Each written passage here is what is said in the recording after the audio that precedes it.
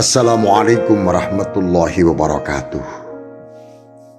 Sahabat Yesbis tercinta, marilah kita senantiasa mengucapkan rasa syukur kita kepada Allah Subhanahu wa Ta'ala atas segala nikmat yang dikaruniakan kepada kita, sehingga kita bisa melaksanakan kewajiban menjalankan ibadah puasa kita selama bulan Ramadan. Kurang dari seminggu ini, atau tepatnya katakanlah 4 atau 5 hari lagi, kita akan menyudahi dan kita akan ditinggalkan bulan suci Ramadan. Insya Allah kita akan menyambut pada bulan Ramadan yang akan datang di tahun 1445 Hijriah, insya Allah. Sahabat Yesbis, sudah lumrah di berbagai belahan bumi ini terjadi perbedaan menentukan timing atau waktu hari pelaksanaan Idul Fitri. Kali ini sahabat Yesbis, kita akan mencoba membincangkan terkait dengan perbedaan Idul Fitri 1440 Hijriah yang saat ini kita persiapkan. Sahabat Yesbis tercinta,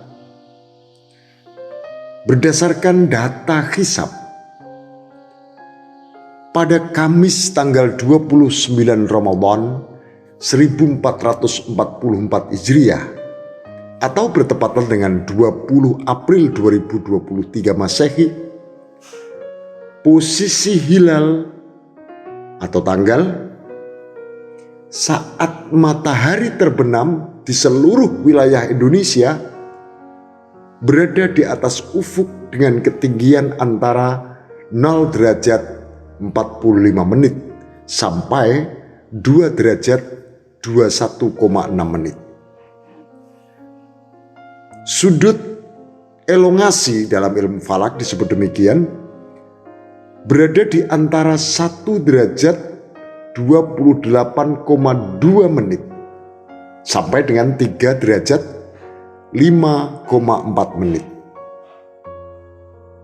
Sahabat Yesbis tercinta, dari data ini sangat dimungkinkan bahwa hilal tidak bisa terlihat saat kegiatan pengamatan atau ru'yatul hilal yang biasanya di negeri kita kemudian dilanjutkan dengan sidang isbat awal Syawal 1444 Hijriah oleh Menteri Agama Republik Indonesia.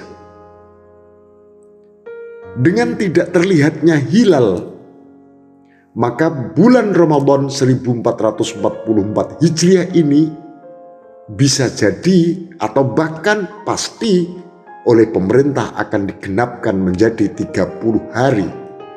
Dalam bahasa fikih yang mengkaji tentang penentuan awal bulan Syawal disebut dengan istiqmal, yakni menyempurnakan puasa kita hingga 30 hari. Sahabat Yesbis tercinta, perbedaan hasil antara metode hisab atau perhitungan dan ru'yah, penglihatan mata kepala kita baik secara langsung atau menggunakan alat, tentu akan menjadikan perbedaan pelaksanaan Idul Fitri kita nanti. Kemungkinan nanti akan ada perbedaan waktu pelaksanaan puasanya. Ada yang 29 hari, ada pula yang menyelesaikannya hingga istiqmal selama 30 hari. Nah, pesannya sahabat Yesbis tercinta, semua itu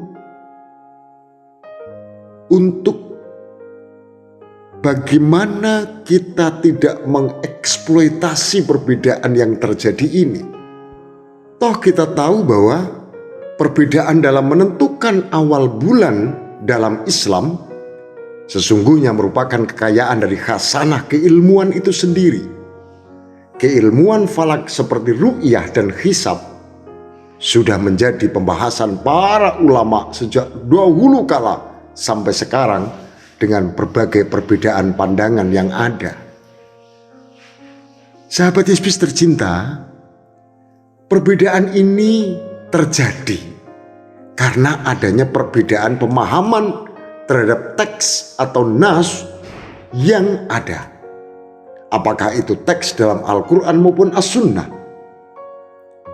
Bagi yang menggunakan metode hisab, perhitungan maksudnya, selama sudah ada hilal yang mereka atau kita sebut dengan wujudul hilal, maka tanggal 1 sudah masuk. Yang penting menurut perhitungan hilal atau tanggal 1 itu sudah wujud. Tetapi bagi yang menggunakan metode ru'yah atau penglihatan dengan mata kepala atau dengan alat, keberadaan bulan tersebut harus dipastikan dengan aktivitas penglihatan dan melihat hilal baik secara langsung maupun dengan menggunakan bantuan peralatan kita. Sahabat Yesus tercinta, sekali lagi saya juga berpesan kepada sahabat Yesus, perbedaan ini tidak boleh kita jadikan modal kapitalisasi untuk saling menyalahkan. Dan apalagi kita kapitalisasi untuk mengolok-olok. Dan justru itu tidak produktif karena mengarah kepada perpecahan. Perbedaan ini sahabat Yesus adalah sebuah keniscayaan. Dan terutama di era digital, ketika setiap orang bisa mengatakan apa saja dan bisa diketahui oleh orang di mana saja.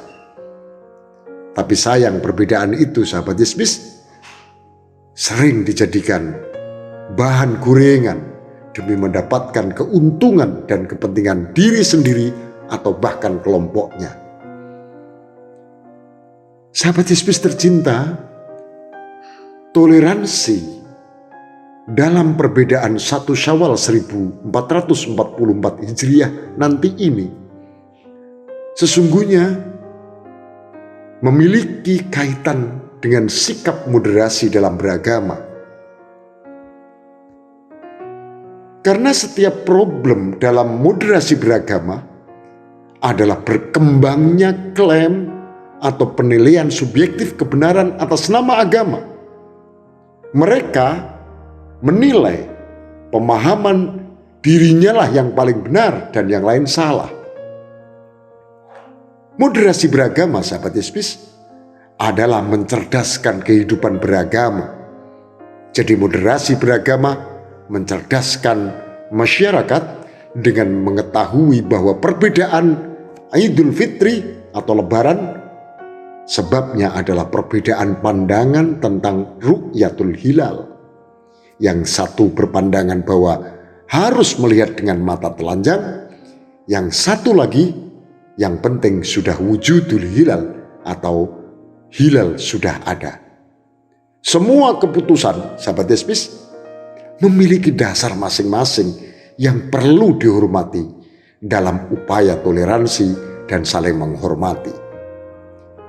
Jika ada yang berbeda katakanlah begitu, kita tidak perlu mempermasalahkannya. Semua memiliki cara masing-masing.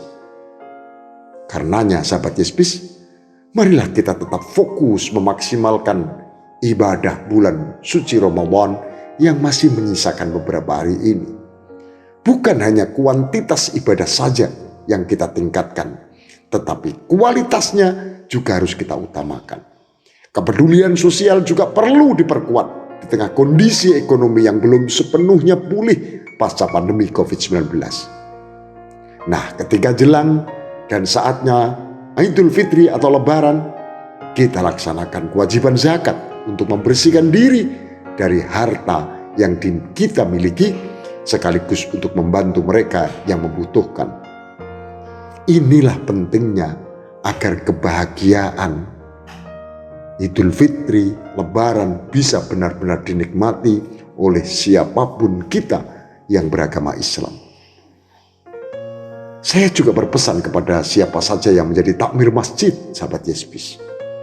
Hendaklah benar-benar selektif dalam memilih para khatib yang akan menyampaikan khutbahnya. Pastikan khatibnya menyampaikan sesuatu tentang kebaikan, kedamaian, dan ilmu yang benar-benar menyejukkan masyarakat. Jangan sampai kita mengambil momentum ini, bahkan menggorengnya serta mengkapitalisasi momentum Idul Fitri menjadi momentum yang bukan dalam rangka membahagiakan dan bukan saling memaafkan, tetapi kita nodai dengan materi khutbah yang memprovokasi dan sebagai ajang penyebar luasan kebencian pada orang lain. Sahabat Yesus tercinta, semoga kita senantiasa diberi kesehatan dan keselamatan, sehingga diberi umur panjang dan kita bisa menemukan kembali Ramadan yang akan datang. Saya kira pesan sederhana untuk kita semuanya bahwa kita adalah ummatan wahidah. Perbedaan adalah keniscayaan di antara kita. Saya Muhtar Nuha dari Studio Yesbis mengucapkan selamat berbuka puasa. Semoga amal ibadah kita diterima oleh Allah Subhanahu wa taala. Wallahul muwaffiq ila aqwamit thoriq. Assalamualaikum warahmatullahi wabarakatuh.